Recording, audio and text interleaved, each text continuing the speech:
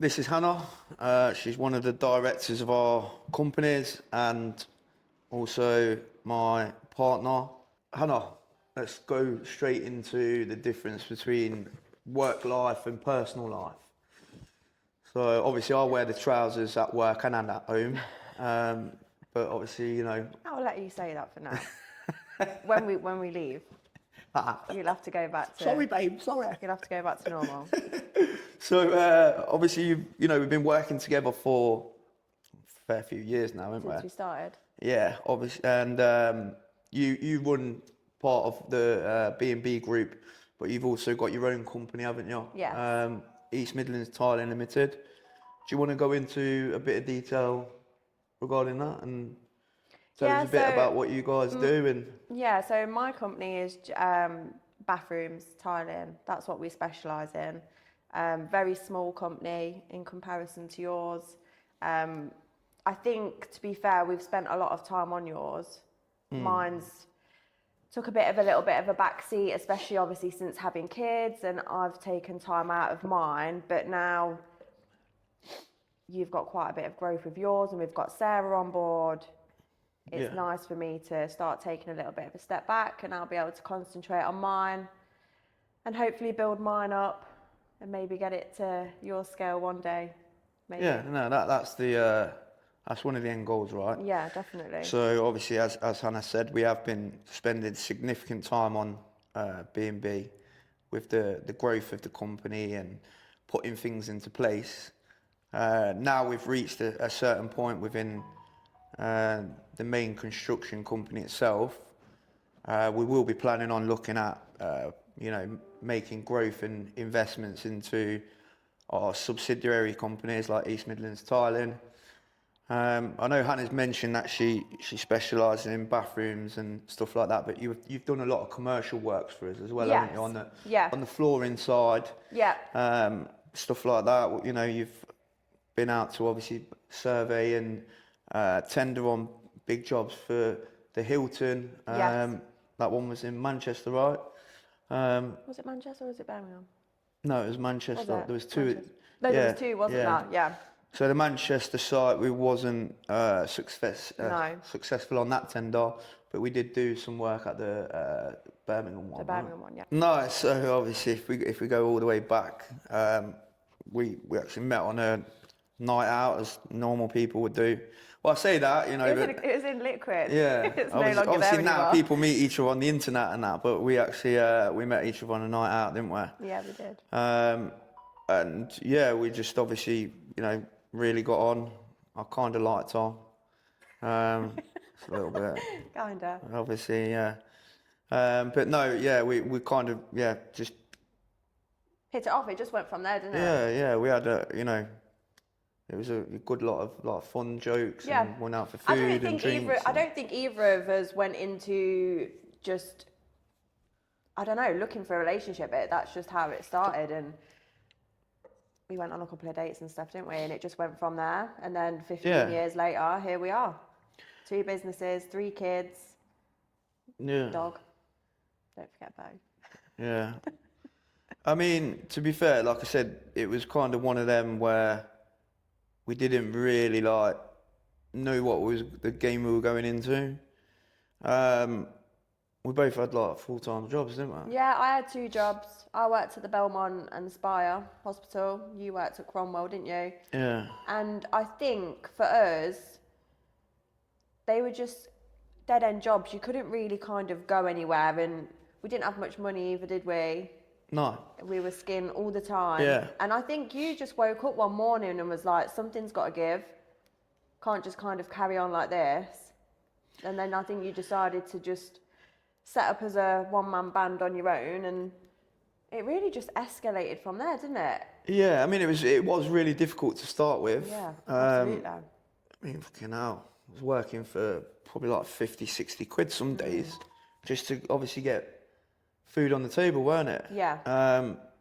And then for the first year, I mean, I probably come to you numerous times, didn't I? I said I've had enough of this bollocks. Yeah. You wanted to throw the towel in, didn't you? Yeah, but we kind of sort of supported each other, stuck at it, obviously, and then fast forward today, we've got East Midlands Tiling, we've got B&B Property Services, we've got B&B Estate Consultants, and then we've got shares in, obviously, LC Roofing, we've got a holdings company, what funds development, but we didn't know. I mean, I fucking didn't. No.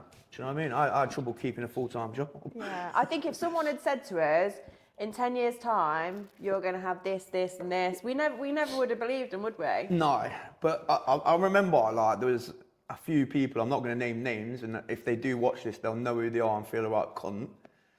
But basically, they were saying, they kept saying to me, oh, you know what, just fuck all that bullshit off and just get a full-time job. And I kind of took that, you know, their negative energy, and I got that, and it made me push harder and keep pushing and pushing. And then, yeah, now it's obviously them plonkers what said that they can't afford our services, or they can't afford for us to carry out the work. And that's not being big-headed. It's just obviously some of the stuff we do is really high-end or bespoke stuff.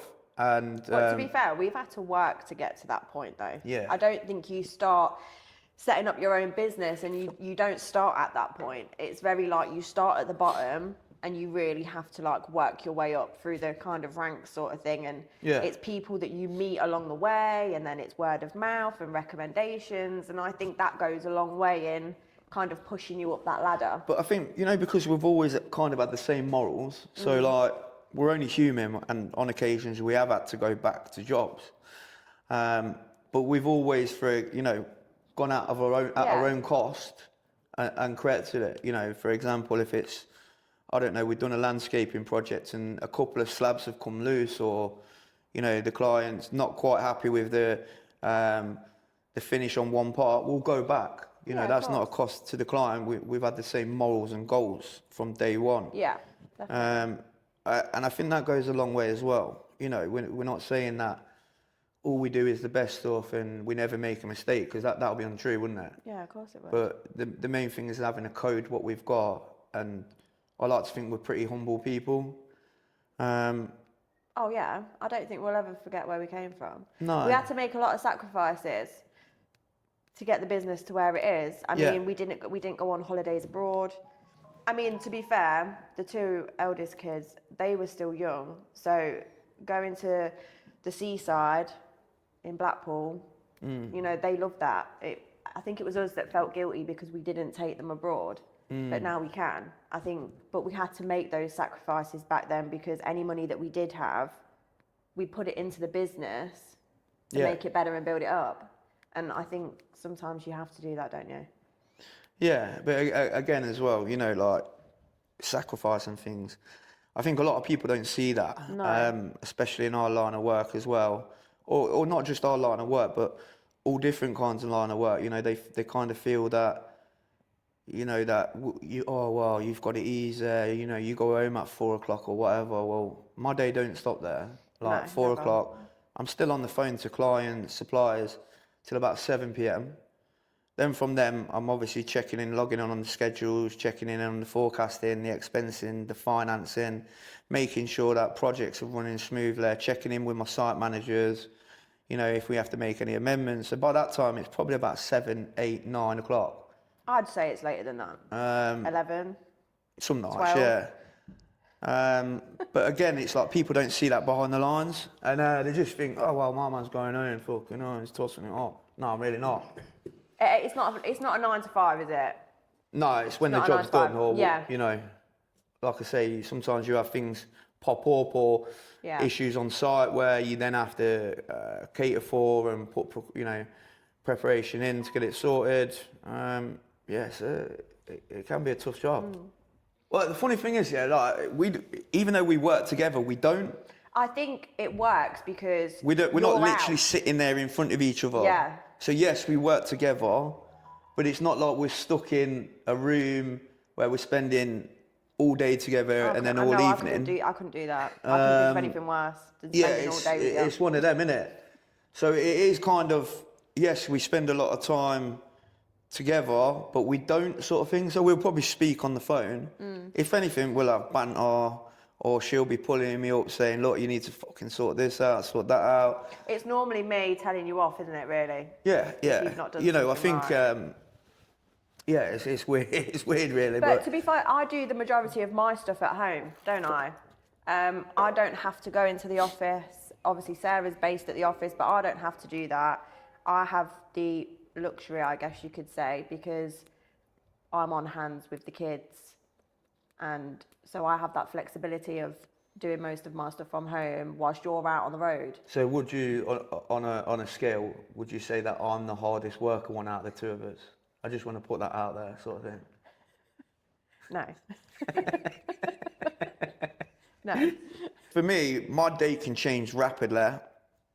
For example, my day is mainly based on site surveying, meetings with clients, meeting with suppliers, checking in with obviously the staff, occasionally running around collecting materials for something that's been missed off an order. But then again, for example, we might have numerous projects running at one time. So there's been times where, for example, we're running behind on a project. So I've literally had to close my day down to then go and give that project a push. Because it is important to us to deliver projects on time, and make sure our clients are happy. And especially in the commercial sector, it's totally different to what you call, your general home building.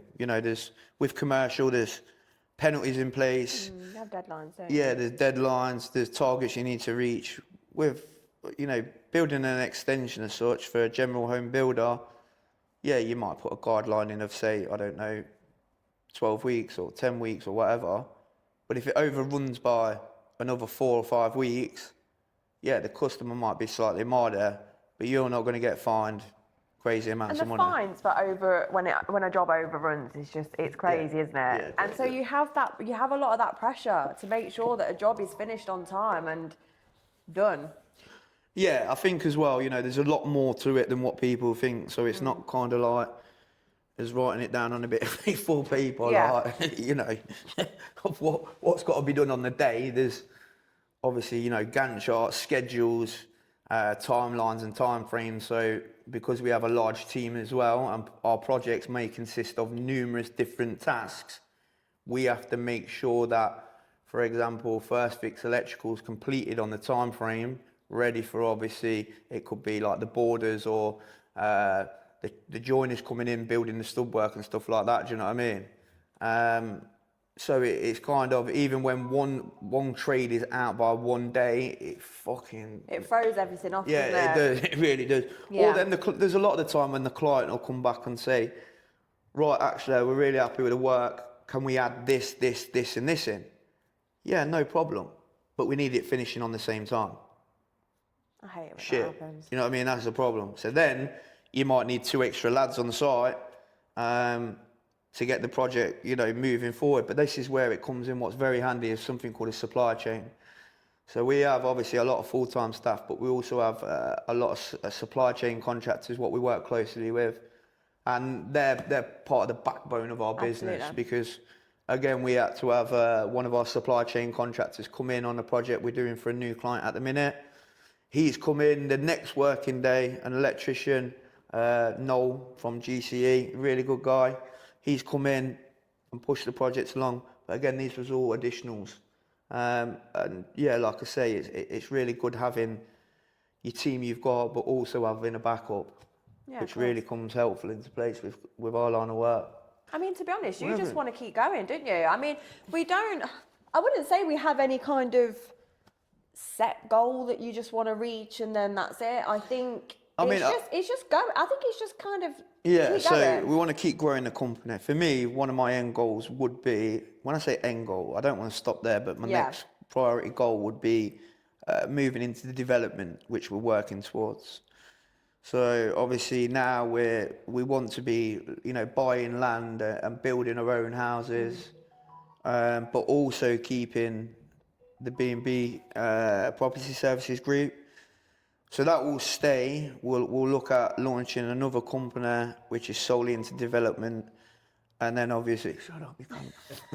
I told you to put it on silent.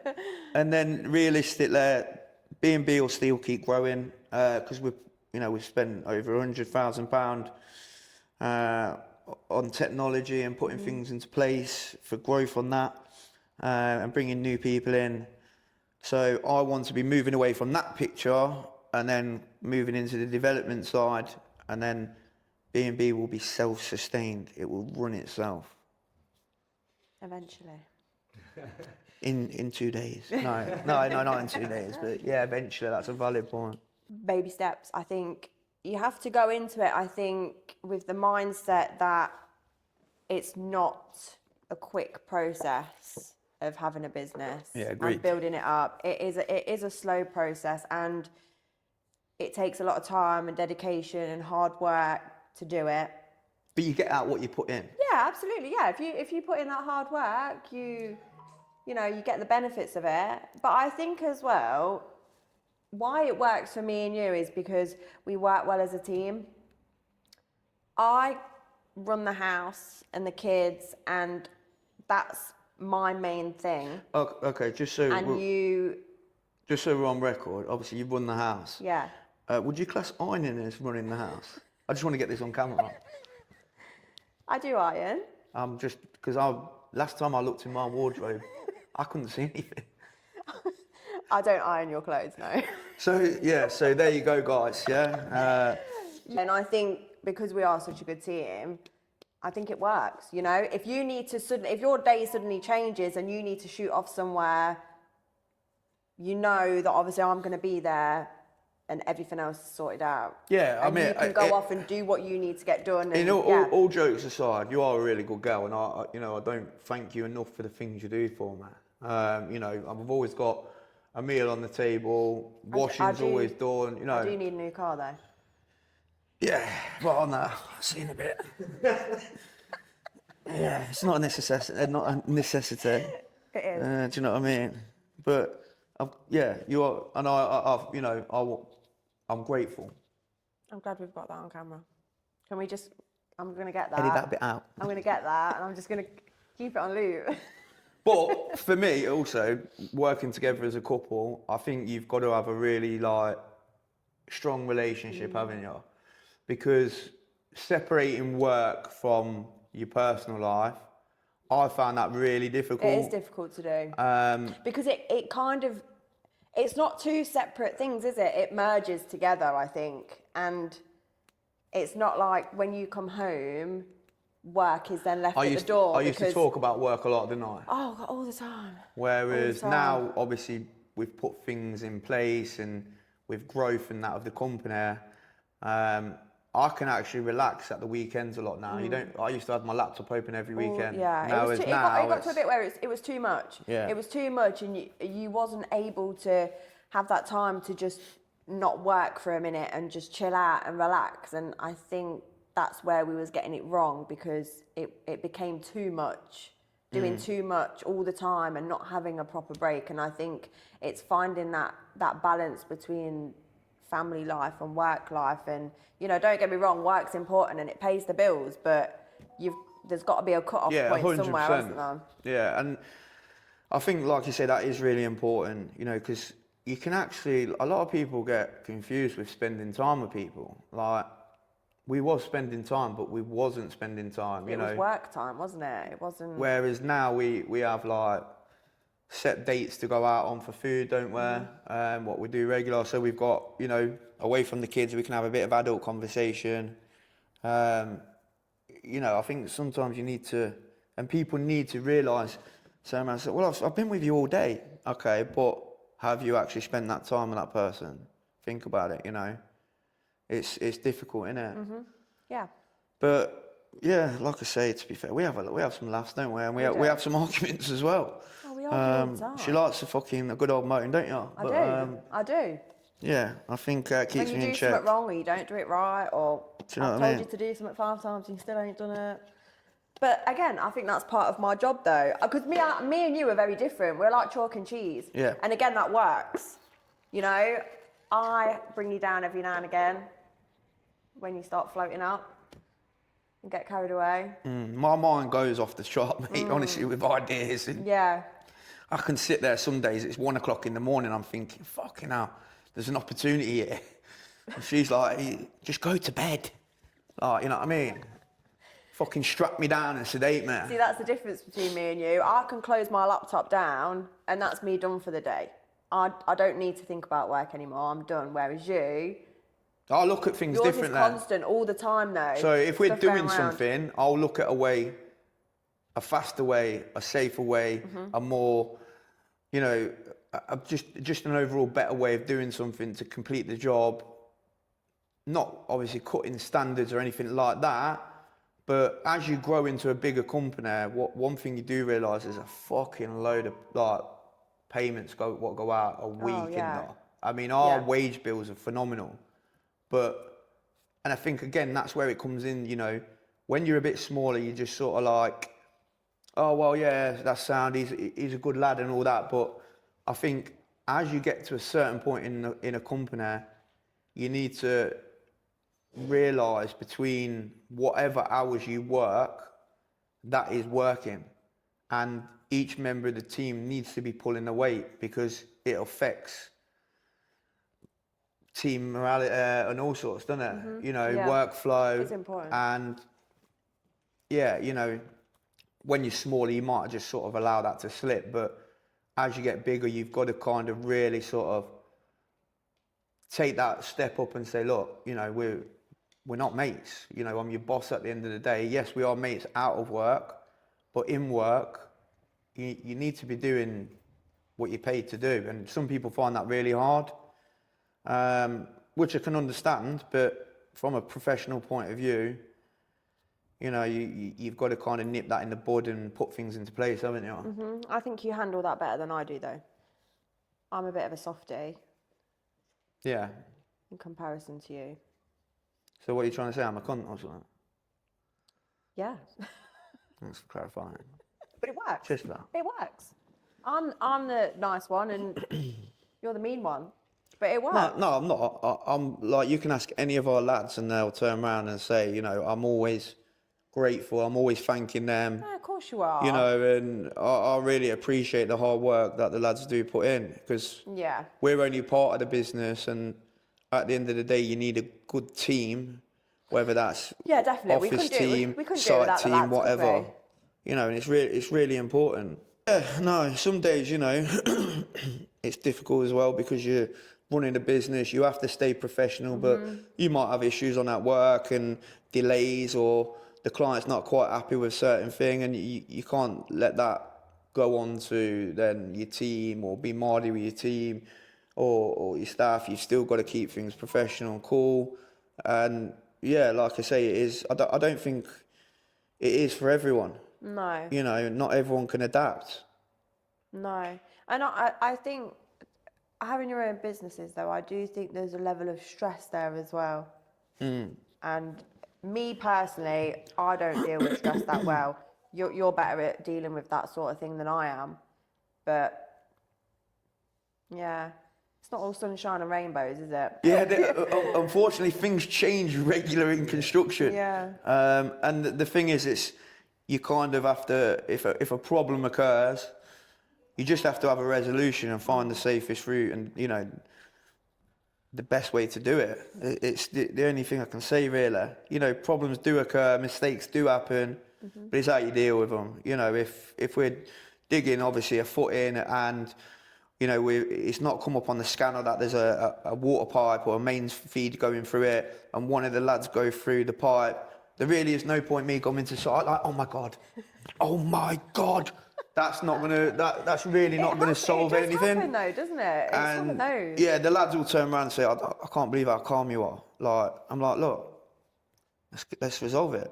You know, let's resolve it safely and quickly and move forward. And that's what you have to do.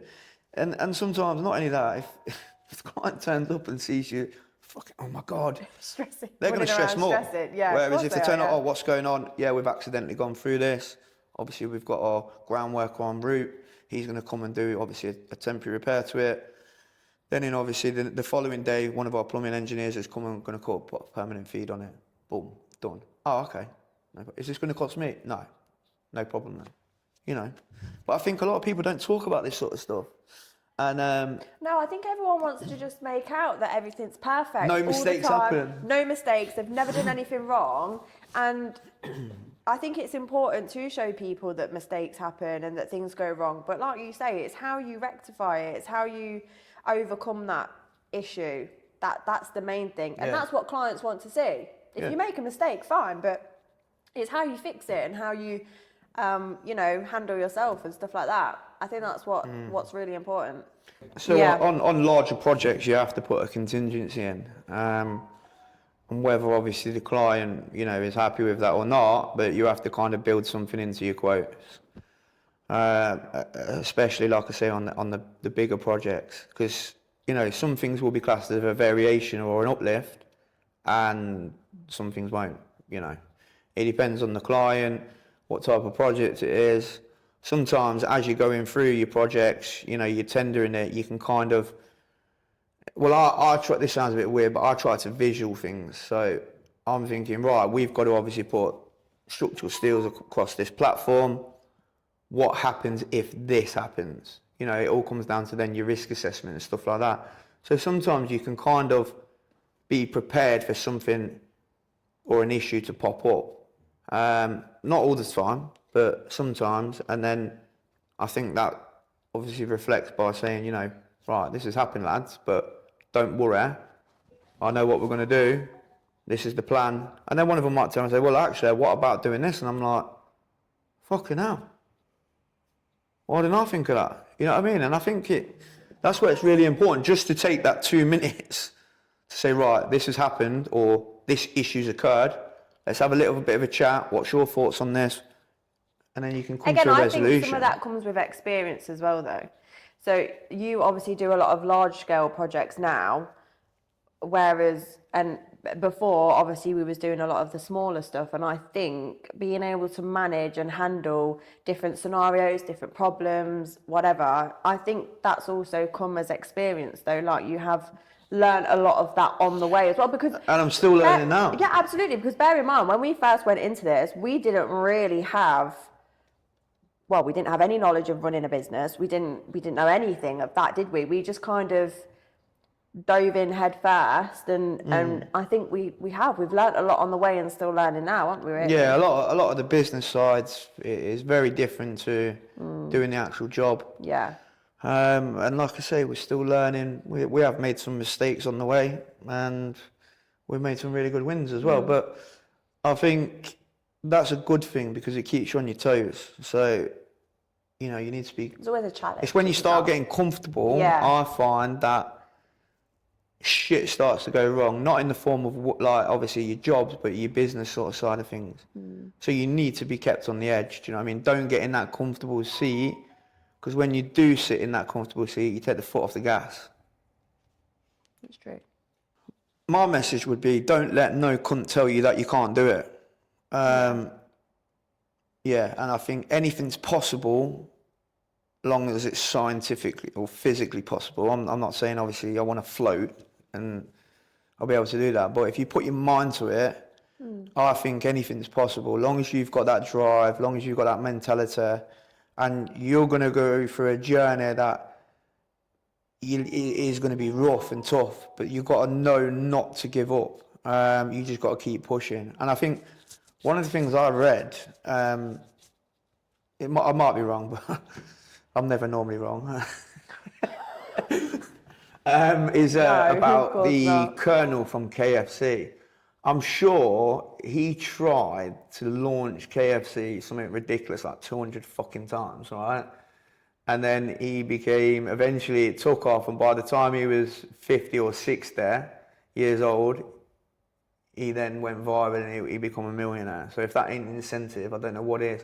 So for these people what turn around and say, well, I'm too old to start a business, or I haven't got this, or I don't know how to do this, I mean, just go for it, I say. Yeah, right. I'm not telling people to quit their jobs, but maybe start a side hustle and start building that. Start off small. Yeah, branding is really important, and you'll get that branding once you've obviously start to, do provide a decent service or product. You know, people remember people. You always get the odd person what's going to fucking moan about some shit.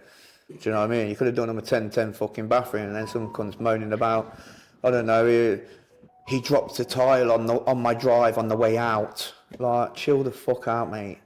You know, calm down. Accidents happen. It's not damage your paving. You know, it's not damage your new bathroom. Yeah, calm down. But yeah, and I think sometimes people look, you know, we had a couple of shit reviews, didn't we, at one point? And I was sort of like, you know what, I don't know what to do. Like, what the fuck do I do? And then we found other people jumping on it. Like, well, we've used this company for like 3 years, never had a problem, blah blah blah.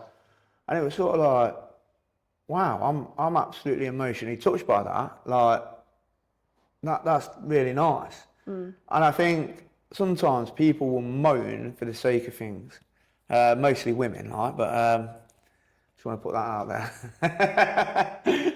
But no, wait till we get out them doors. I'm telling you, you ain't gonna do nothing. You'll be going home with a black eye in a minute. But you know, I think, you know, you've just got to have that mentality to go on that journey. Yeah, you are going to come across problems, and it's going to be tough, and there's going to be tests what you have to endure. But don't let no one tell you it can't be done. Mm-hmm. I'd probably just say go in with an open mind, start off small. If you've got the determination to do something, there's no reason why you can't do it. Anyone can do it. And like we said previously, there's a lot of learning on the way. We went into it without a clue of what we were doing. And, you know, I think, yeah, if you really want to go and get it, do it. But start off small. There's a lot of technology now for support as well, isn't there? Yeah. You know, things like AI. You can ask pretty much AI certain things, and it can run figures or tell you statistics. Again, I think it's depending on what sort of business you want to run. Yeah. If it's a product or a service, they're two very different things. Thank you for obviously coming on, Hannah, and chatting about obviously our journey and obviously your company. Mm-hmm. I'll get our marketing media managers to drop a link on the YouTube video of East Midlands tiling, so that'd be great. People can take a look. Obviously, if you want to see us both on another cast, drop a message below. If there's any topics or potential things that you guys would like us to talk about or look into, please feel free to drop a message or a comment below. Thanks for watching, and we look forward to our next podcast. What we don't even know what the fuck we're going on about yet, but thank you.